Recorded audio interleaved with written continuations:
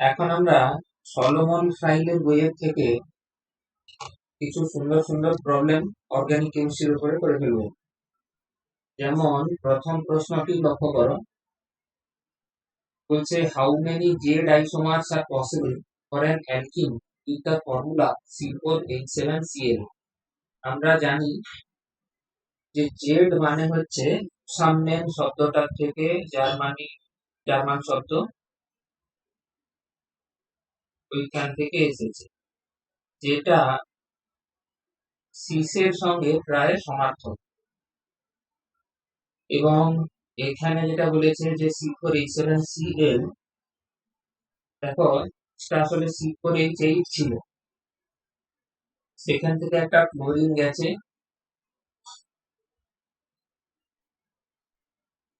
আর একটা হাইড্রোজেন বেরিয়ে গেছে, বেরিয়ে গিয়ে C4H7Cl এইটা এসেছে। তার মানে হচ্ছে এর মধ্যে একটা ডবল বন্ড হিস্ট্রি আছে।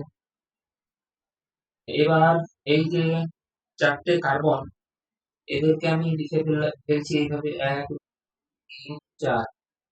প্রথমে যদি আমি ডবল বন্ড দিয়ে দিই, এখানে যদি আমি Cl দিয়ে দিই, আর এখানে যদি আমি H দিয়ে দিই, ঠিক আছে, তাহলে এখানেও H টা একই দিকে দিয়ে দিলাম, তারপরে CH2 H, এইটা একটা স্ট্রাকচার এসে গেল।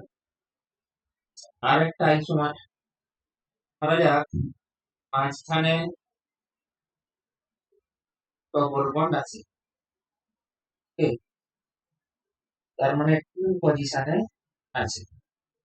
তো এখানে একটা হাইড্রোজেন, এদিকেও একটা হাইড্রোজেন দিয়ে দাও, একদিকে একটা CH3 দিয়ে দাও, আর আরেকদিকে একটা 1 2 3 4 তো CH2Cl। তাহলে 1 2 3 4 হলো, 3 2 5 2 7 হয়ে গেল। এবার আরেকটা ধরো, যাতে এখানে একটা ধরো যে ডবল বন্ড দেওয়া আছে, CH3, একদিকে একটা হাইড্রোজেন আছে, হাইড্রোজেন আর CH3 এর মধ্যে CH3 টা ভারী, আবার CH3 আর Cl এর মধ্যে Cl টা ভারী, তো ভারী প্রাকৃতিক হয়ে গেল। এখানেও দেখো H আর CH3 ভারী, H আর CH2Cl, CH2C, H আর Cl ভারী, ভারী in the sense greater molecular weight. H আর CH2CH3 এর মধ্যে ভ্যালুটা বেশি, হেভিয়ার। তাহলে এখানে মোট তিনটা এই ধরনের পাওয়া গেল জেড আইসোমার। চলে এসো কোশ্চেন নাম্বার 75। বলছে নিচে কোন অ্যালকিনটা liberate most heat per mole when subject to catalytic hydrogenation reaction। আচ্ছা, মানে এখানে এনথালপি অফ হাইড্রোজেনেশন রিঅ্যাকশন এর কথা বলতে চাওয়া হয়েছে। আচ্ছা, এখানে যদি আমি পোটেনশিয়াল এনার্জি রাখি, আর এখানে যদি রাখি রিঅ্যাকশন কোঅর্ডিনেট,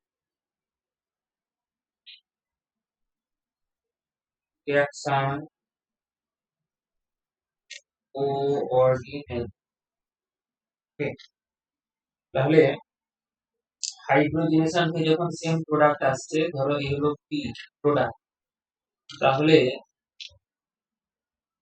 এইগুলো ধরো রিঅ্যাকট্যান্ট, তো এখানে এনথালপিটা কত হবে, এনথালপি চেঞ্জ, দেখো এটা সবচেয়ে আনস্টেবল, এর জন্য এনথালপি চেঞ্জ ম্যাক্সিমাম হয়েছে, আর যেটা সবচেয়ে বেশি স্টেবল তার জন্য এনথালপি চেঞ্জ হচ্ছে মিনিমাম। তাহলে এটা হলো মোস্ট স্টেবল, আর এটা হলো least stable।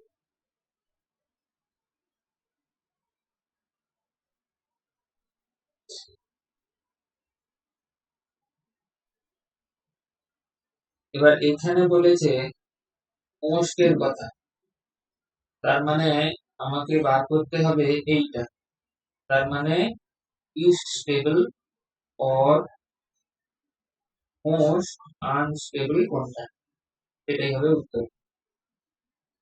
দেখো এখানে অপশন এ তে যে অ্যালকিনটা দেখানো আছে তার এইটা হচ্ছে আলফা পজিশন, তো এখানে দুটো আলফা হাইড্রোজেন, এখানে আলফাতে তিনটা আছে, এখানে মানে পাঁচটা আলফা হাইড্রোজেন আছে। তো এটা একটা আলফা পজিশন, এটা একটা আলফা পজিশন, পাঁচটা আলফা হাইড্রোজেন। আর এখানে এটা একটা আর এটা একটা, মানে চারটা আলফা হাইড্রোজেন। যত বেশি আলফা হাইড্রোজেন থাকে তত বেশি স্কোপ অফ হাইপার কনজুগেশন থাকে। সেই হিসেবে দেখতে গেলে এখানে বি এবং সি সবচেয়ে বেশি স্টেবল, তারপরে আসবে বি এর স্থান, তারপরে আসবে এ এর স্থান। এবার সি আর বি এর মধ্যে বিটা হচ্ছে সিস, তাই সেক্ষেত্রে স্টেরিক হিন্ড্রেন্স কাজ করে যাবে। তাহলে সব মিলিয়ে সবচেয়ে বেশি স্টেবল হবে সি, সিবি দিয়ে এই জায়গাটাতে আমি লিখতে পারি সি বি ই এ। তার মানে অ্যান্সার হবে কোনটা, অপশন এ যেটা। কোশ্চেন নাম্বার 76 এ চলে আসে, বলছে এই কম্পাউন্ডটাকে যদি NaONe ইন ইথানল দিয়ে অ্যাটাক করা হয়। আচ্ছা দেখো অ্যালকোহলিক মিডিয়ামে তোমরা জানো যে এখানে সাবস্টিটিউশন আর এলিমিনেশনের মধ্যে যে কম্পিটিশনটা হয় সেক্ষেত্রে OCH3 এর দুটো ভূমিকা থাকে। এক হচ্ছে একটা বেস হিসেবে কাজ করতে পারে, আর দুই হচ্ছে এ কিন্তু একটা নিউক্লিওফাইল হিসেবেও কাজ করতে পারে। এবারে নিউক্লিওফাইলের যে অ্যাটাক করার কনসেপ্ট সেটা হলো একটা কাইনেটিক কনসেপ্ট, অর্থাৎ কত চটপট এ গিয়ে অ্যাটাকটা করতে পারবে। আর বেসের যে কাজ করার কনসেপ্ট সেটা হচ্ছে থার্মোডিনামিক কনসেপ্ট। এটার মানে মানে যে কনজুগেট অ্যাসিড আসবে সে কত বেশি স্টেবল হবে এই সমস্ত দাঁড়িয়ে থাকে। তো এখানে তাহলে প্রশ্ন হচ্ছে এটা কি হিসেবে কাজ করবে, SN1 না SN2 না এলিমিনেশন কি হিসেবে কাজ করবে। তো চলো সেই অ্যানালিসিস করা যাক। তো এটাকে একটু ঠিকঠাক করে এঁকে ফেলো। এই ইয়ার এখানে মনে করো CH3 টা বাইরের দিকে আছে, আর এখানে CH CH3, তারপর হচ্ছে CH2 CH2 CH3। অবস্থাটা দেখতেই পাচ্ছ, এখানে নিউক্লিওফাইলের পক্ষে এন্টার করা ওটি ব্যাক সাইড অ্যাটাক করতে হবে, তো এসএন হতে গেলে এই জায়গাটাতে এরকম একটা গ্রুপের সাথে তো স্টেরিক ফেস করবে না। তো সেই কারণে SN2 এখানে পসিবল নয়। কেন পসিবল নয়, তার কারণ এখানে স্টেরিক হিন্ড্রেন্স আমরা দেখতে পাচ্ছি। ওকে, আচ্ছা এবার যদি SN1 হয় তাহলে তো এখান থেকে ব্রোমিনটাকে প্রথমে চলে যেতে হবে। তো ব্রোমিনটা চলে গেলে যে কার্বোক্যাটায়নটা আসবে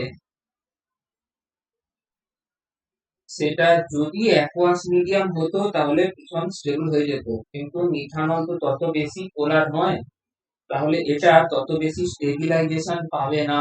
সেই কারণে এটা SN1 ও ভালো দেখাবে না, তাহলে এলিমিনেশন দেখাবে। ইয়েস, তাই হবে। এবার এলিমিনেশনের ক্ষেত্রেও পরিস্থিতিটা লক্ষ্য করো, তোমাকে এখানে একটু সিদ্ধান্ত নিতে হবে। এই বিআর হচ্ছে ইভিন গ্রুপ, এটা হলো আলফা পজিশন, এটা বিটা পজিশন, আর এটাও হচ্ছে বিটা পজিশন। তার মধ্যে এইখান থেকে হাইড্রোজেন যাবে, এখান থেকে যাবে না। তার কারণ যেখান থেকে গেলে ওর সাবস্টিটিউটেড অ্যালকিন তৈরি হয় সেখান থেকেই যাবে। ওকে, তো তাহলে কিভাবে কি হবে লক্ষ্য করো।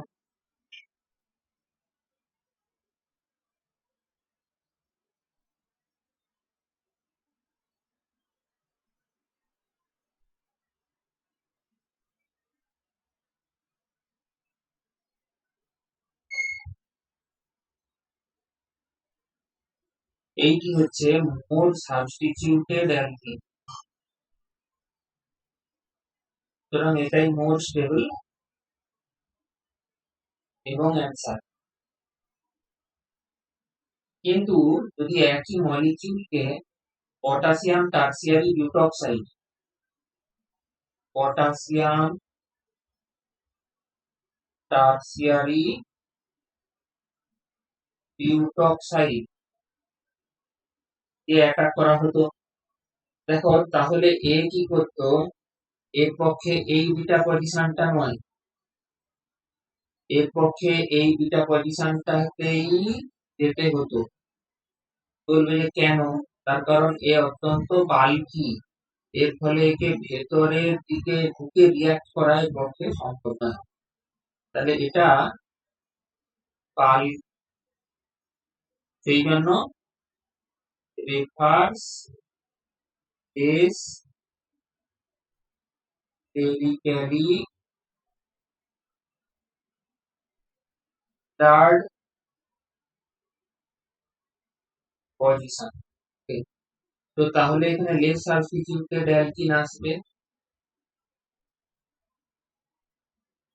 এই কি হবে তখন প্রোডাক্ট, হফম্যান প্রোডাক্ট পাওয়া যাবে, লেস সাবস্টিটিউটেড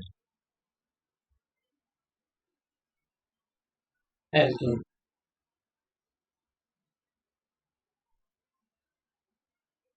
আচ্ছা, বলছে how many compounds with the formula C7H16 contain a single tertiary carbon atom। একটাই মাত্র টারসিয়ারি কার্বন থাকবে, যেরকম কটা পাবো, C7H16, দেখো এটা CnH2n+2 এই হিসেবে আছে, অর্থাৎ অ্যালকেন, যেখানে n ইকুয়ালস 7 হলো। তো তাহলে কি কি এরকম পেতে পারি, কত 7টা, 1 2 3 4 5 6, আর এখান থেকে ধরো একটা নামিয়ে দিলাম, 7টা হয়ে গেল। এরকম 1 2 3 4 5 6, আর এখানে যেমন 2 নম্বর পজিশনে করেছিলাম টারসিয়ারি কার্বনটা, এখানে তেমনি 3 নম্বর পজিশনে করে দিলাম, এটা আরেকটা হয়ে গেল, হলো। এবারে দেখো এই দিকগুলোতে ক্রিয়া কিন্তু একই, মানে ঠিক আবার ঘুরে চলে আসবে উপরে দুটোই। তো তাহলে আমি কি আর পাবো না, পাবো, নিশ্চয়ই পাবো। 1 2 3 4 5 6 7, হ্যাঁ এভাবে পাবো। এখানে দেখো 2 নম্বর পজিশনে একটা ইথাইল গ্রুপ নিয়ে চলে এসেছি, 4 এ 1 2 3 4 5 1 3, এই ইথাইল গ্রুপটাকে এবার 3 নম্বর পজিশনে দিয়ে দাও, এছাড়া কি আর হয় না, হবে 1 2 4, এই জায়গাটাতে 3টে কার্বন করে দাও, এটা কোয়াটারনারি হয়ে গেল, এটা নয়, এইখানে একটা কার্বন, তাহলে এটা তো একটা টারসিয়ারি কার্বন হয়ে গেল, অর্থাৎ আমি 3 ডিগ্রি কার্বন এখানে একটা দেখতে পাচ্ছি, এখানে একটা দেখতে পাচ্ছি, এখানে একটা দেখতে পাচ্ছি, এখানে একটা দেখতে পাচ্ছি, এখানে একটা এটা কিন্তু টারসিয়ারি নয়, হ্যাঁ এটা কোয়াটারনারি। তাহলে অ্যান্সার হবে কোনটা, 5টা। চলে এসো নেক্সট প্রবলেমে, বলছে which compound cannot be prepared simply by Wood reaction। দেখো এটা হচ্ছে অপশন বি, তার কারণ হচ্ছে এই যে মলিকিউলটা দেখছো এটা আনসিমেট্রিক্যাল। খুব সমস্যা, দেখো এটা যদি তৈরি করতে হয় তাহলে কিভাবে করতে হবে বলতো, CH3 C CH3 H, এখানে একটা I দিয়ে দাও, plus Na plus I CH3 কে এখানে তুমি ট্রাই ইথার দাও। এবার দেখো পারমুটেশন কম্বিনেশন করে অনেক রকম প্রোডাক্ট আসবে, যেমন এইটা ধরো CH3, এখানে একটা CH3 CH3 বলতো CH3 ডিজায়ার্ড প্রোডাক্টটার সাথে আরো দুটো প্রোডাক্ট আসবে, CH3 CH3 আর একটা আসবে CH3 CH3 CH CH3 CH3। তার মানে কেসটা কি দাঁড়ালো যে এখানে সেপারেশন দরকার, সেপারেশন রিকোয়ার্ড। তো তাহলে তো উড রিঅ্যাকশন হয়ে যে প্রোডাক্ট আসবে তাকে আবার সেপারেট করতে হবে, সেই কারণে অপশন বিটা হবে উত্তর, এরকম আনসিমেট্রিক্যাল আর কি। 79 এর যে প্রবলেমটি রয়েছে এটি কোরে হাউস সিনথেসিস থেকে জিজ্ঞাসা করা হয়েছে। তো এখানে কি হবে লক্ষ্য করো, লিথিয়াম ডাই অ্যালকিল কিউপ্রেট 3 পেন্টাইল এরকম বলা আছে। তার মানেটা কি? তার মানে হচ্ছে একটা, দুটো, তিনটা, চারটা, পাঁচটা, এই যে এক, তিন, এই নম্বর পজিশনে পেন্টাইল, বাকিগুলো হাইড্রোজেন দিয়ে ভর্তি আছে। এখানে 2 CuLi, তার সঙ্গে হচ্ছে ইথাইল ব্রোমাইড।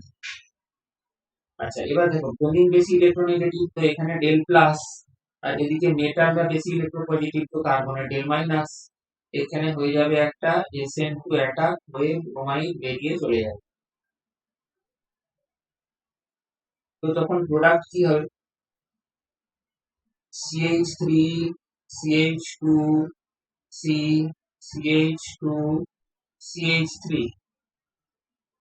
এখানে CH CH2 CH। তো তুমি যে কোনো একদিক দিয়ে নাম্বারিং করো, একই জিনিস আসবে। 1 2 3 4 5, 3 পজিশনে ইথাইল আছে, তাহলে কি হলো 3 ইথাইল, 5টা কার্বন, তাই পেন, আর সবসিকুয়েন্ট তাই এন। চলে এসো কোশ্চেন নাম্বার 80। বলছে হাইয়েস্ট বয়েলিং পয়েন্ট এদের মধ্যে কার? আচ্ছা, আমি প্রথমে চলো এদের সবার স্ট্রাকচারটাকে এঁকে ফেলি। মিথাইল পেন্টেন 1 2 3 4 5, এই 2 পজিশনে মিথাইল গ্রুপ আছে, এটা হলো এ। এবারে বিটা দেখ, 2 ডাইমিথাইল বিউটেন,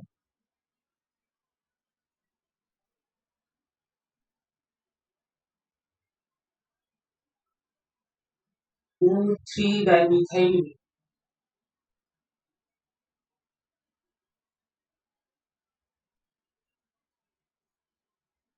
এবং মিথেন।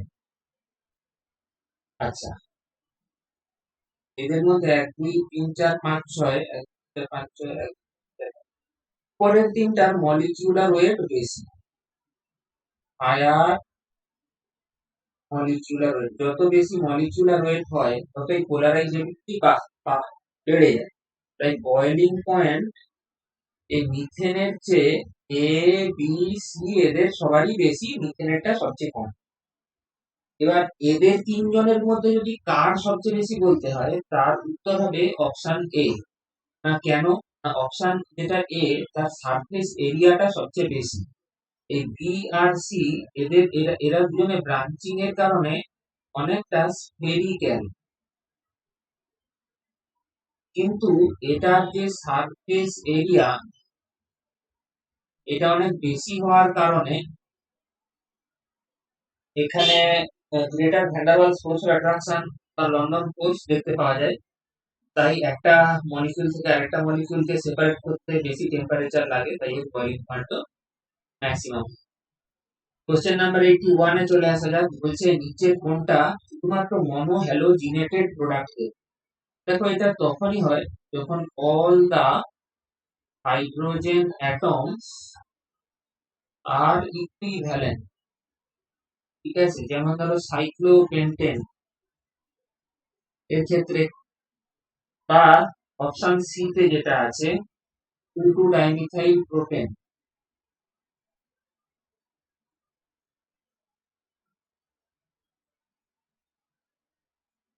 এখানেও দেখো সমস্ত হাইড্রোজেন গুলোই ইকুইভ্যালেন্ট, তো তাই এর অ্যান্সার হবে অপশন সি এবং অপশন ডি। কিন্তু আমি যদি বলি এন পেন্টেন আবার 2 মিথাইল বিউটেন, তা কিন্তু সব হাইড্রোজেন সেখানে একটা মনোমর আসা পসিবল নয়। চলে এসো নেক্সট প্রবলেমে। এখানে দেখো বলছে যে C5H12 যাকে ক্লোরিন দেওয়ার ফলে একটা মনোক্লোরিনেটেড প্রোডাক্ট এসছে।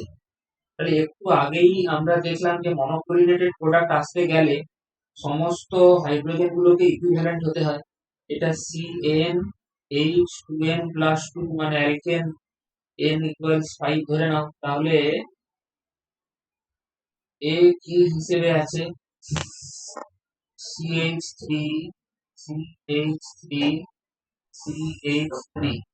তাহলে এখানে 12টা ইকুইভ্যালেন্ট হাইড্রোজেন অ্যাটম আমি দেখতে পাচ্ছি।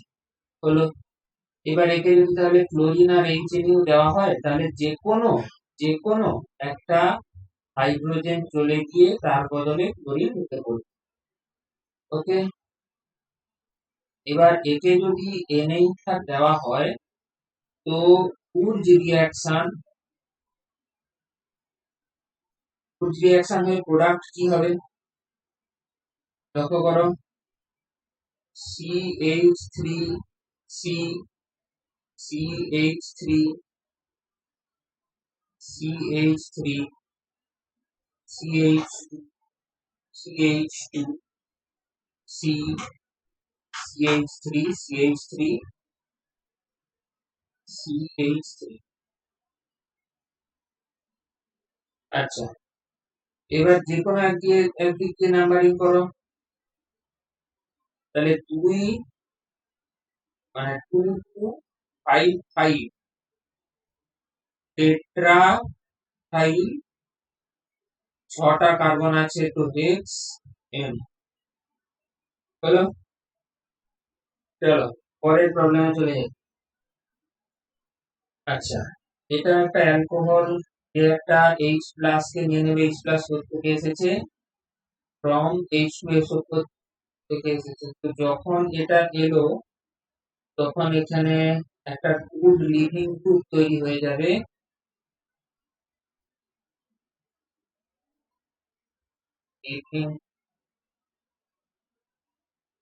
তো এ চলে যাওয়ার পরে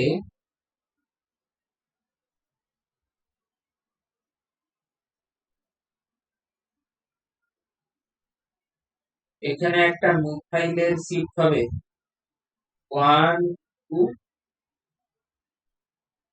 5 শিফট হয়ে এইখানে একটা মিথাইল চলে এসেছে, এখানে একটা টারসিয়ারি কার্বোক্যাটায়ন তৈরি হচ্ছে। অর্থাৎ এখানে একটা সেকেন্ডারি কার্বোক্যাটায়ন ছিল, রেস্টেবল ছিল, এখানে একটা 3 ডিগ্রি কার্বোক্যাটায়ন হচ্ছে মোর স্টেবল, তাই কার্বোক্যাটায়ন রিঅ্যারেঞ্জমেন্টে এখানে দেখা গেছে। এবার এখানে তো H+ একটা ক্যাটালিস্ট হিসেবে কাজ করেছে, তাহলে যেমন প্রোটনেশন হয়েছে তেমনি ডিপ্রোটনেশনও হতে হবে। এবার এটা এই জায়গাটা থেকে হতে পারে 1, আর এক হতে পারে এখান থেকে 2, আর এক হতে পারে এই জায়গাটা। তো এর মধ্যে 1 আর 2 এর থেকে হলে লেস সাবস্টিটিউটেড অ্যালকিন তৈরি হবে, আর যদি এর থেকে হয় তাহলে মোর সাবস্টিটিউটেড অ্যালকিন তৈরি হবে। তো সেই কারণে এখানে এই প্রোডাক্টটি আমরা দেখতে পাবো। তাহলে এটা সাবজেক্ট প্রোডাক্ট, মোর স্টেবল প্রোডাক্ট, তাহলে মোর সাবস্টিটিউটেড অ্যালকিন তৈরি হয়ে যাবে। এবারে আমি যদি নাম্বারিং করি, 1 3 লংগেস্ট কার্বন চেন, তাহলে এখানে 2 পজিশনে একটা মিথাইল আছে আর 3 পজিশনেও একটা মিথাইল আছে, তার মানে 2 3 ডাইথাইল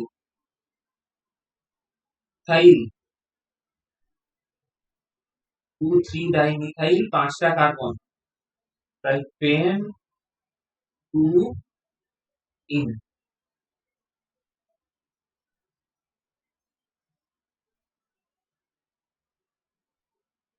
নেক্সট কোশ্চেন চলে এসো। কোশ্চেন নাম্বার 84 কি বলছে, arrange the following compounds in order of decreasing reactivity electrophilic substitution reaction. আচ্ছা, অ্যাসিটোফেনল এর ফর্মুলা হচ্ছে বেঞ্জিনের মাথার উপরে COCH3 আছে, যার কিনা -I এফেক্ট আছে। এর ফলে এ কি করবে, রিংটাকে ইলেকট্রোফাইলের প্রতি কি অ্যাক্টিভেট করে তুলবে। ইলেকট্রোফাইল এসে কি দেখবে, রিংয়ের মধ্যে ইলেকট্রোফাইল কি বলে ইলেকট্রনের অভাব আছে। এবার অ্যানিসোলে রয়েছে OCH3। এর দু রকম এফেক্ট আছে, -I আর +R। তার মধ্যে +R প্রিডমিনেট করবে আর এর ফলে এই রিংটা অ্যাক্টিভেটেড হয়ে যাবে। ব্রোমোবেনজিনের ক্ষেত্রে ব্রোমিনের এফেক্ট আছে, দেখো -I আর +R, তবে এর -I আর +R প্রায় একে অপরকে ব্যালেন্স করে দেয়। নাইট্রোবেনজিনে যে NO2 গ্রুপ আছে তার -I আর -R দুটাই রয়েছে, এই প্রচন্ড ভাবে রিংকে ডিঅ্যাক্টিভেট। আর টলুইনের কি আছে, CH3, যার +I আছে আর hyperconjugation that is open resonance, এর ফলে রিংকে অ্যাক্টিভেট করে। তাহলে যেখানে রিং সবচেয়ে বেশি অ্যাক্টিভেটেড সেখানে সেটা ইলেকট্রোফাইলের উপর প্রতি সবচেয়ে বেশি মানে রিঅ্যাক্টিভ হবে। তো সেটা এখানে আমরা কোনটা দেখতে পাচ্ছি, আমরা এটা দেখতে পাচ্ছি এখানে দেখো একটা +R এফেক্ট দেখা যাচ্ছে।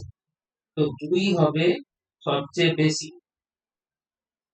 আর সবচেয়ে খারাপ কোনটা হবে না, NO2 -I -R দুটোই মাইনাস দেখতে পাওয়া যাচ্ছে, তার মানে 4 এরটা। এবারে 1, 3 আর 5 এর কোনটা কোথায় যাবে। আচ্ছা, COCH3 -I এফেক্ট দিচ্ছে আর CH3 +I এফেক্ট দিচ্ছে, তাহলে এই জায়গাটাতে 5 কে রাখা যেতে পারে আর এখানে 1 কে রাখা যেতে পারে। কিন্তু আমি এমনটা কেন করলাম, তার কারণ ঠিক মাঝামাঝি প্রায় মানে দুটো এফেক্ট একটা আরেকটাকে নালিফাই করছে, যে ব্রোমোবেনজিন একদম মাঝামাঝি আমি তাকে রাখতে চেয়েছি। ঠিক আছে, এবারে এরা অ্যাক্টিভেটেড রিং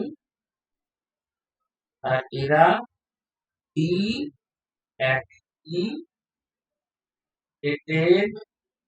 রিং ওয়ার্ডস ইলেকট্রোফাইল। ওকে, আচ্ছা নেক্সট প্রবলেমে চলে এসো। দেখো এখানে H নিউ আছে। আমরা জানি যে সমস্ত photochemical reaction, all photochemical reactions pass free radical intermediate। তো তাহলে এখানেও ফ্রি রেডিক্যাল তৈরি হবে, সেটা বেঞ্জাইলিক পজিশন হলে সবচেয়ে বেশি রেজোনেন্স স্টেবিলাইজড হবে। তারপরে ব্রোমিন ফ্রি রেডিক্যাল ওই জায়গাটাতে গিয়ে এর রেজোনেন্স স্টেবিলাইজেশন থাকবে। এরপর ব্রোমিন ফ্রি রেডিক্যাল তৈরি হবে, এই জায়গাটাতে ব্রোমিন প্রেজার, অর্থাৎ CH আর CH2 CH3, এটাই হলো তোমার। আচ্ছা, কোশ্চেন নাম্বার 86 এ চলে এসো। অ্যানিসোলের সাথে ব্রোমিনের Br3 রিঅ্যাকশন। দেখো অ্যালুমিনিয়াম ব্রোমাইড হচ্ছে একটা লুইস অ্যাসিড, এর ভ্যাকান্ট অরবিটাল আছে, এটা লোন পেয়ার অ্যাকসেপ্টর হিসেবে কাজ করে। তো এখানে তাহলে কি তৈরি হবে, Br প্লাস ইলেকট্রোফাইল আর Al আর 4 মাইনাস। ওকে, এবার এই Br প্লাস একটা বেনজিন রিংয়ের সাথে রিঅ্যাকশন করে প্রোডাক্ট কি আনবে, ব্রোমোবেনজিন।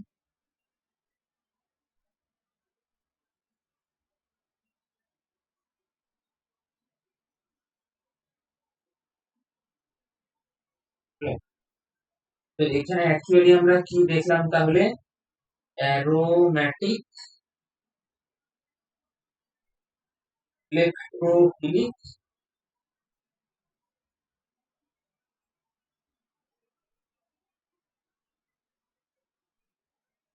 সাবস্টিটিউশন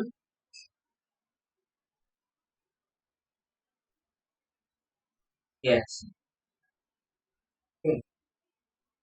চলে এসো নেক্সট প্রবলেমে।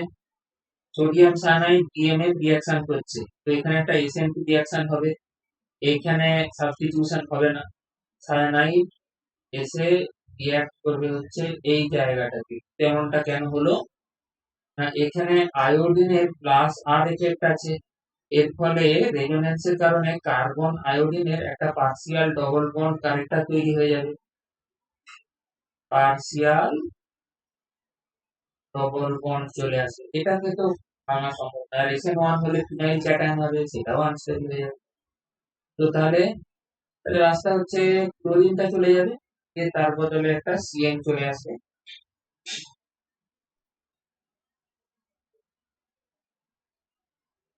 আচ্ছা, নেক্সট প্রবলেমে চলে এসো।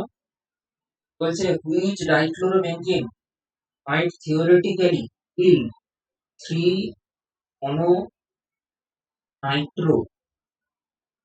products। আচ্ছা, তো এটার মধ্যে অর্থ মেটা প্যারা কোনটা হবে? অ্যান্সার হবে অপশন বি। না কেন? তুমি এক কাজ করো, মেটা ডাইক্লোরোবেনজিনের ছবি এঁকে দাও, মেটা পজিশনে রয়েছে, ঠিক আছে? তো এখানে যখন NO2 প্লাস এ আসবে, তো একটা তাই, তো এখানে ক্লোরিনের মাইনাস আই এফেক্ট রয়েছে আর প্লাস আর এফেক্ট রয়েছে। ইলেকট্রোফিলিক সাবস্টিটিউশনের ক্ষেত্রে মাইনাস আই এফেক্ট রেটটা কন্ট্রোল করে, যেটা স্লো হয়ে যাবে, এবং প্লাস আর এফেক্ট ওরিয়েন্টেশন কে বোঝায়, যেটা অর্থ প্যারা ওরিয়েন্টিং কার ক্ষেত্রে না, একটা ইলেকট্রোফিলিক সাবস্টিটিউশন রিঅ্যাকশনের ক্ষেত্রে ক্লোরিন এরকম করে। আচ্ছা, তো এটা একটা অর্থ পজিশন, ধরো এই ক্লোরিনটা রেসপেক্ট, এটা একটা অর্থ পজিশন, এটা আরেকটা অর্থ পজিশন, আরেকটা ক্লোরিনের রেসপেক্টে। আচ্ছা, তো এটা একজনের রেসপেক্টে অর্থ পজিশন, আর একজনের রেসপেক্টে প্যারা পজিশন। তো আর এটাও একজনের রেসপেক্টে অর্থ পজিশন, আর একজনের রেসপেক্টে প্যারা পজিশন। তো তাহলে প্রোডাক্ট কটা আসবে? প্রোডাক্ট আসবে CL, এখানে একটা NO2, এটা এখানে স্টেরিক ব্যালেন্স থাকবে, এখানে তো মেজর মাইনর বলেনি, বলেছে কটা আসবে ভাই সেটুকুই বলো। CL, এখানে একটা NO2 আসবে, আর একটা হচ্ছে CL, এখানে একটা।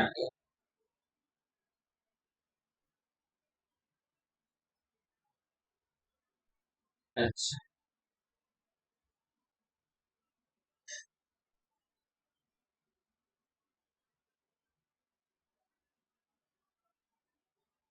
এবার এই যে শেষের দুটো প্রোডাক্ট তুমি লক্ষ্য করো, এখানে এই এই NO2 টা একজনের রেসপেক্টে অর্থ পজিশনে আসবে, অর্থ পজিশনে, আরেকটা রেসপেক্টে প্যারা পজিশনে, এটাও তাই।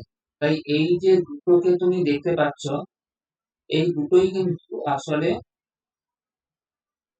Same product. এবার এখানে বলেছে থিওরেটিক্যালি, যদি আমি থিওরেটিক্যালি পসিবিলিটি দেখি যদি, তাহলে এই পজিশনেও কিন্তু একটা আসা সম্ভব, যদি থিওরেটিক্যালি দেখা হয়।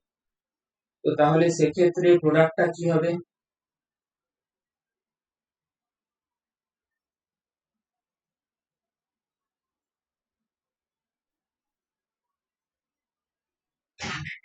এই কি হবে? এবারে ধরো যদি এটা প্যারা হতো, মানে এটা তো আমরা দেখলাম বি, যদি এটা সি হতো, প্যারা হতো, তাহলে কি হতো? তাহলে এই অর্থ পজিশন গুলো চারটেই তো ইকুইভ্যালেন্ট, তাহলে অনলি ওয়ান প্রোডাক্ট এখান থেকে পেতাম, তাহলে এটা তো আমার প্রশ্নের উত্তর হতে পারে না। আচ্ছা চলো, যদি অর্থ আসতো তাহলে কি হতো দেখা যাক।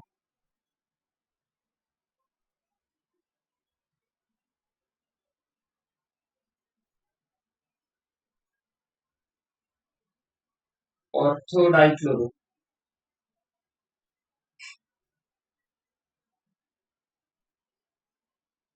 আচ্ছা এইটা একজনের সাপেক্ষে অর্থ পজিশন, এইটা আরেকজনের সাপেক্ষে অর্থ পজিশন, এইটা একজনের সাপেক্ষে প্যারা পজিশন, এইটা আরেকজনের সাপেক্ষে প্যারা পজিশন। এবারে এবারে এই যে হাইড্রোজেন গুলো এখানে আছে, এখানে একটা হাইড্রোজেন আছে, এখানে একটা হাইড্রোজেন আছে, এখানে একটা হাইড্রোজেন আছে, আর এখানে আরেকটা হাইড্রোজেন। তো এর মধ্যে এই হাইড্রোজেনটা একজনের রেসপেক্টে অর্থ, একজনের রেসপেক্টে মেটা, এও একজনের রেসপেক্টে অর্থ, একজনের রেসপেক্টে মেটা, তাহলে এই দুজন ইকুইভ্যালেন্ট এতে যারা আছে। আচ্ছা এবারে এই যে বিটা, এটা একজনের রেসপেক্ট, একটা রেসপেক্টে প্যারা, একজনের রেসপেক্টে মেটা, এটাও একজনের রেসপেক্টে প্যারা আর একজনের রেসপেক্টে মেটা, তাহলে এখানে টাইপস অফ